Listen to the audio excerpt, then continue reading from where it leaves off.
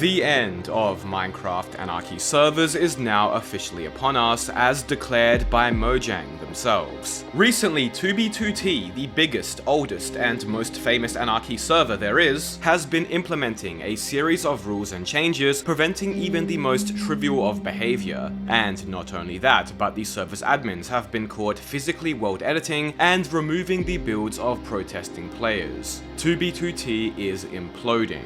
At the same time, another smaller Anarchy server was completely blacklisted by Mojang out of the blue with no warning or contact whatsoever. This server was almost completely killed by Mojang enforcement, and the amount of trials and tribulations they had to go through to get unblacklisted is the final nail in the coffin, proving just how broken Minecraft server reporting and blacklisting system is. Comply or die is the new conundrum Minecraft Anarchy servers are facing, and many might not make it out of the other side. Today's video is going to be a long one. Let's begin.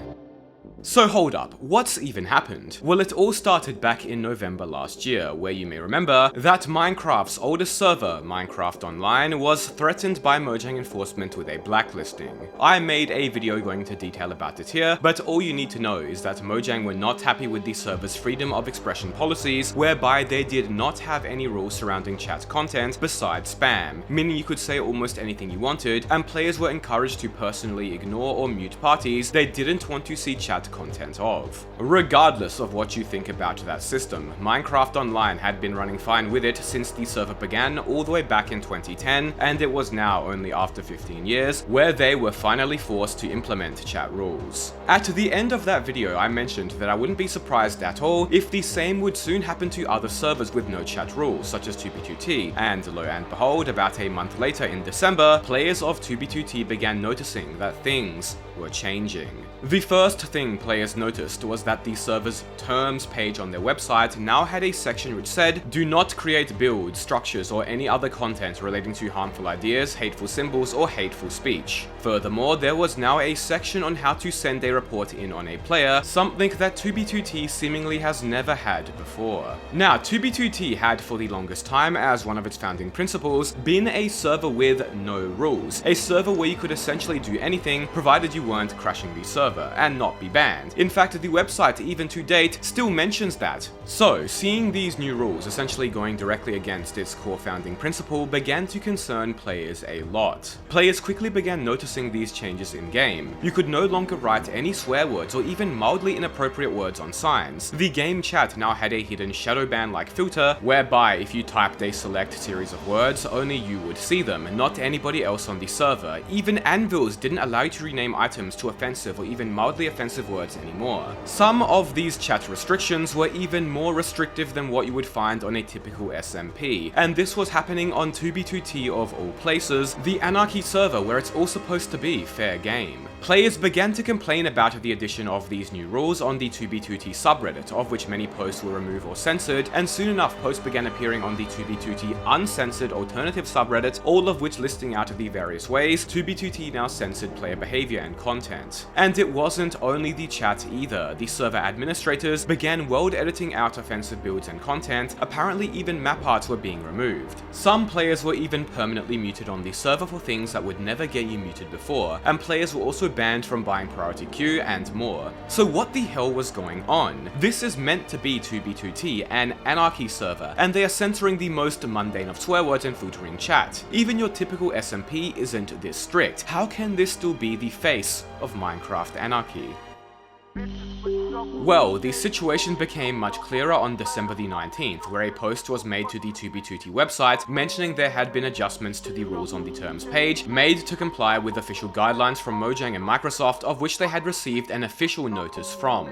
But first, do you want to learn to make Minecraft mods or plugins, or even hightail mods and plugins, but are too overwhelmed and don't know where to start? Well, I've got good news, as this video sponsor, boot.dev, is the perfect solution for you. Boot.dev is the best best place to learn JavaScript, Python, SQL, Go, and many other languages in a fun, game-like way, ensuring you don't get bored. When doing lessons like I am here with the beginner Python course, there's quests to earn XP, you can level up, get achievements, buy items from a shop, and even compete on global leaderboards. It's all like an actual game or even a Minecraft server. Now, one thing that really made me hesitant to learn coding was not knowing how to get good help when I ran into a problem or issue, and having to spend a headache-inducing amount of time scrolling through old forum posts. Which is why I really like boot.dev's personal AI tutor Boots, trained on all boot.dev's lessons and courses, that has the answer to basically everything. You'll never get frustrated or stuck, and Boots won't just give you the answer but will help you figure it out too. And the best thing is, all the content here is free to read and watch, with a paid membership unlocking more interactive features and game mechanics, so you can give it a go for free and see if you like it. Go to boot.dev using my link below or scan this QR code and try out the courses for free. Then use my code MrEpic to get 25% off your entire first year if you choose the annual plan.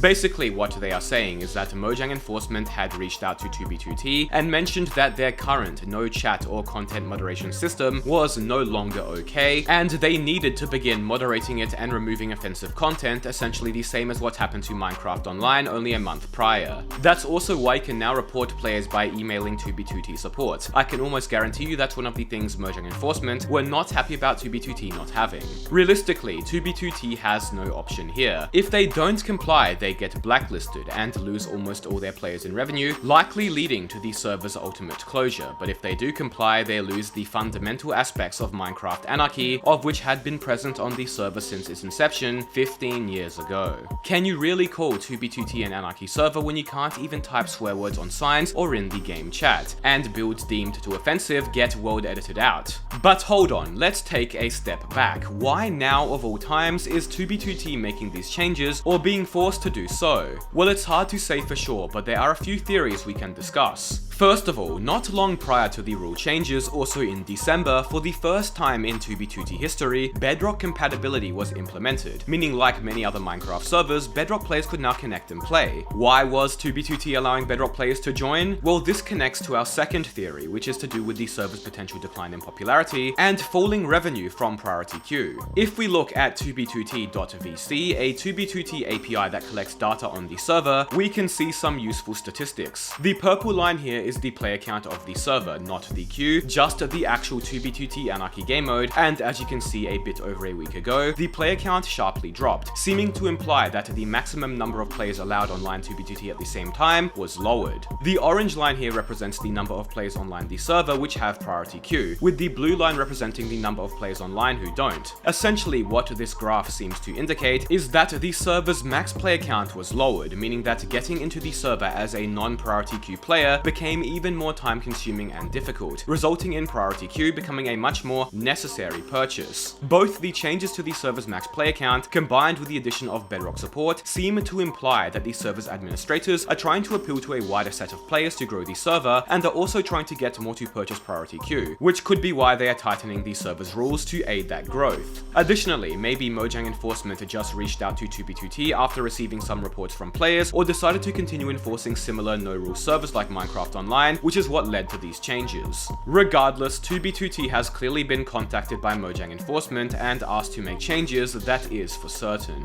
And players are not happy about that whatsoever. A group of players part of the 11th incursion has been actively protesting the censorship and changes which has taken place on 2b2t, going out of their way to create highly offensive content and builds like swastikas and more. This group of players is also upset with the changes to the server's queue and player count, as well as the addition of Bedrock support, and there's been lots of discussion about quitting the server and finding alternatives on the 2b2t Uncensored subreddit as well. In response, the server's admins have been world editing offensive content out from spawn repeatedly, something which essentially never happened before, with some players having their priority queue removed or even being banned from purchasing it. It's quite the drama, and player sentiment is not great at all currently.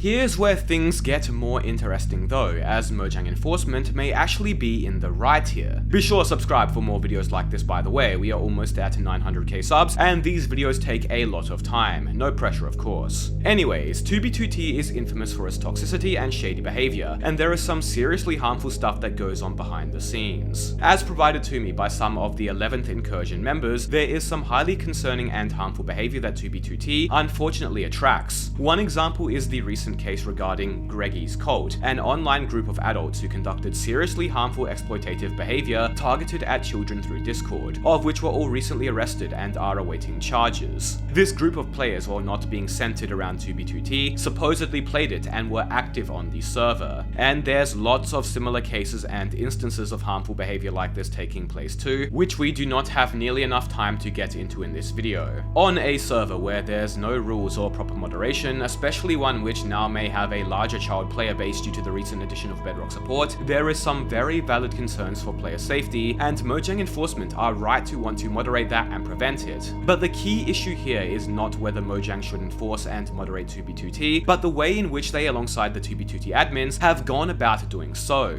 As I showcased at the beginning of the video, there is now a chat filter preventing specific words from being publicly displayed. However, look how easily that filter can be bypassed. Not to mention that actual harmful behavior isn't going to be stopped by a mere chat and sign filter. Realistically, how does world editing out offensive builds on the server prevent malicious players from getting unknowing younger players into private discords and potentially exploiting them? The point here is that the ways in which 2B2T is now moderating and censoring the server under Mojang enforcement's requests are so lackluster and easily circumvented that they might as well not exist at all. They don't do anything to actually prevent the harmful serious activity from occurring, they just mildly inconvenience everyday players. And to be fair, it's a tough situation as you have to look at it from both sides. Realistically, on a supposed Anarchy server, especially one as popular and famous as 2B2T, how would you even go about preventing such behavior? If such harmful behavior has the ability to exist, should Anarchy servers even be able to run at all? It's a complex problem. This case is super interesting because based on much of the harmful behavior that goes on behind the scenes of 2B2T, Mojang enforcement is certainly justified in acting and enforcing, yet even in such a case they have faltered as the methods in which they have enforced on 2B2T are so lackluster and easily circumvented that they don't help solve the harmful situation at hand whatsoever.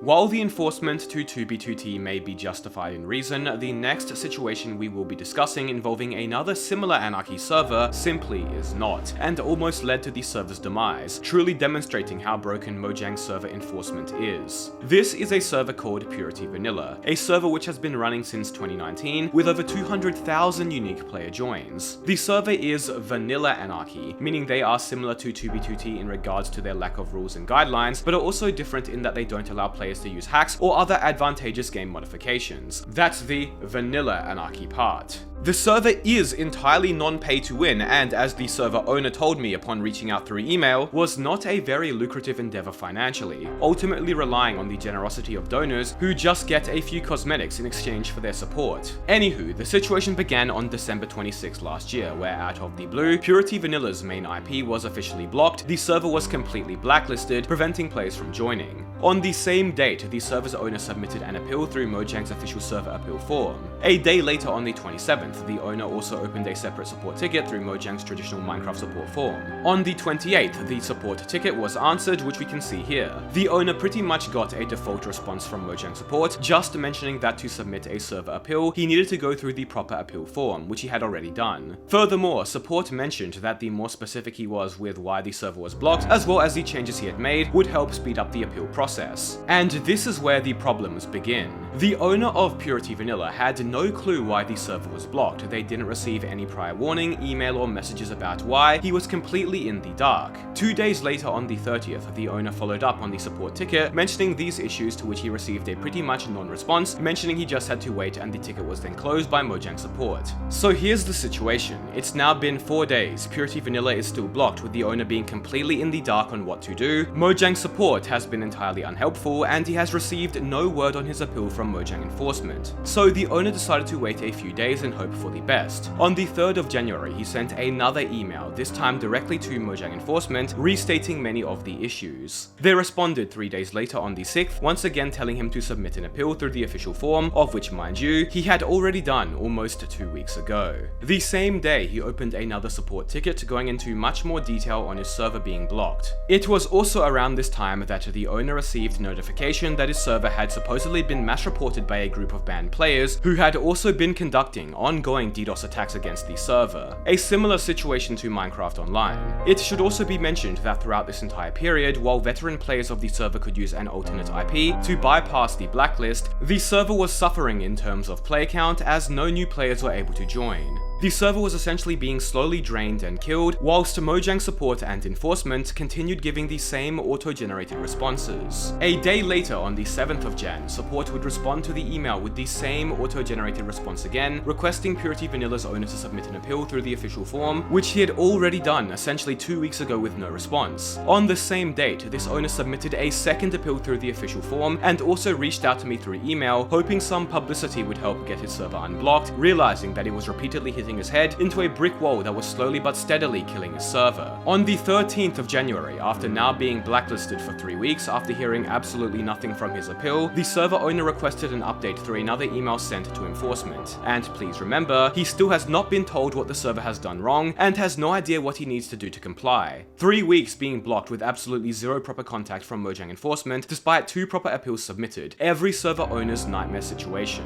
The server owner then decided to try contacting enforcement through one of their known Discord accounts that same day, and only after that message was sent did he finally get a response to his second server appeal. According to Mojang Enforcement, Mojang received reports regarding the server triggering a manual review. They came across the following items which are not compliant. Let's take a look. Federated harms, whatever the hell that means, including hate speech, discrimination, unwanted sexual attention or solicitation, cyberstalking, cyber abuse, and cyberbullying were all behaviors Mojang mentioned was not allowed. They also added that they received reports involving the server containing builds of swastikas. Essentially, it's the same story as 2B2T. Mojang has put the foot down and declared an end to Minecraft Anarchy. Servers are not allowed to have offensive builds and no chat rules anymore. In typical Mojang Enforcement fashion, no specific examples or logs of any offending behavior was provided, nor was the fact that the server was completely blocked with no explanation 3 weeks ago addressed either. 2 days later, after implementing changes to the server, PurityVanilla's owner would follow up with a detailed email outlining all the changes. 1 day later, on the 16th, PurityVanilla's other older IP, which veteran players were using to continue playing, was also blocked out of the blue, killing the server's player count even more. On the 20th, 5 days after the server owner responded with their list of changes, Mojang Enforcement would finally respond with some useful information, mentioning that once the server felt it was compliant, they should submit another appeal, of which the server owner did the same day. A day later, on the 21st, enforcement would respond to the third server appeal the server owner had submitted, mentioning that the server was now in the process of being unblocked. And later that day, after 26 days of being blocked, essentially a month, PurityVanilla was finally unblacklisted. To summarize, it took 3 server appeals, 2 support tickets, 2 additional emails to Mojang Enforcement, and 1 message to a user on Discord, of which without being informed by other players the server owner would never have known about, to get PurityVanilla unblocked after an entire month. In fact, without the message through Discord, of which is not the proper process Mojang Enforcement tells blacklisted servers to appeal through, the server would likely still be blocked today. This is not at all what a functioning server report and enforcement system looks like. This is how a Minecraft server is killed through sheer corporate incompetence. PurityVanilla managed to survive and bounce back as the server is well established with an active player base spanning back many years, and we can see the player count almost doubling as soon as the server was unblocked. But imagine if this was a smaller, newer, less established server, what the hell would they even do? Completely blocked out of the blue with no rhyme or reason, I doubt they would be able to make it out in a timely manner. This is utterly pathetic from Mojang Enforcement and is simply unacceptable. A server of 7 years almost completely killed by their incompetence. Now there's still one big question to address here. Why did Mojang Enforcement initially block the server without saying a single word to the server owner? Well, as a server owner myself, I can tell you with 99% confidence, the reason that PurityVanilla got blocked without warning was because they did not have a contact email listed on their main website, something required by the Minecraft guidelines. They did, however, have it on their store, one additional click away. Now, to be fair, PurityVanilla is somewhat in the wrong here, but but you can't seriously tell me Mojang enforcement couldn't do one additional click to get the email and inform PurityVanilla of why their server was blocked. Not to mention, they have an active account on Discord. That's how PurityVanilla ended up getting unblocked after all, and this account is known to join Discords and nuke them when they contain IP infringing content. So why the hell could it not just have joined PurityVanilla's Discord and contacted the server owner through there? And even if they didn't notify PurityVanilla on their blacklisting, why did it take almost 3 weeks for them to respond to the server owner's emails, only responding after the owner went through unofficial means? That's simply an unacceptable turnaround period, and we know they weren't out of office or anything because they emailed my server on New Year's Day regarding my illegal game mode I set up. I really can't stress how, from a server owner's point of view, how unacceptable and scary this is. But anywho, if you want more info, check out the blog post the owner of PurityVanilla made, which I've linked below, and give their server some support. They've earned it after everything they've gone through. So, what can we take away from this video? Well, first of all, Minecraft Anarchy is officially dead. While servers like 2b2t will continue to exist, I don't think they can really be called Anarchy anymore with the rules Mojang enforcement forces them to adopt. They are now just another one of the many survival servers that exist. And for the remaining Anarchy servers out there, I'd say count your days until Mojang comes after you too. The second thing we can take away is that now, beyond a shadow of a doubt, we know Mojang's server reporting and blacklisting system is beyond broken. The past 1 to 2 months, I have demonstrated that blatantly guidelines violating servers like Cosmic Sky do not face any punishment after being reported. Enforcement is so slow to act that I could get away with the most hilariously blatant of illegal game modes, and now we've also seen that even once a server is blacklisted, getting unblacklisted is a quest across Middle-earth of its own. Every single facet of the system is broken, slow, and unprofessional. Furthermore, one additional thing we've learned is that even in situations where enforcement can be justified, as is the case with 2b2t, enforcement is so poorly conducted that any actual harms they intend to prevent aren't prevented whatsoever. But for now, that is ultimately the conclusion to this saga. Be sure to subscribe. Thank you all so much for watching.